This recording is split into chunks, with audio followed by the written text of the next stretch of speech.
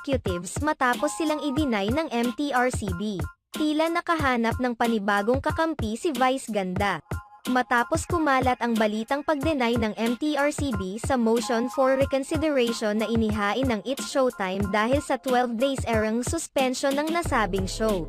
Ito ay may kaugnayan sa ginawang pagkain ni na Vice Ganda at Ayon Perez sa Cake Icing sa isang segment ng It's Showtime.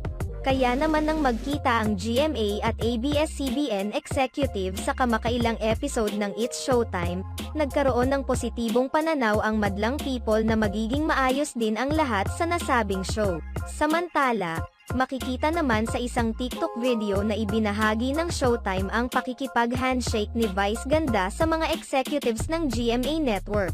Kapansin-pansin namin na labis na ikinatuwa ni Annette Gozon ang pagkikita nila ni Vice Ganda. Sa kabilang banda, naniniwala ang mga madlang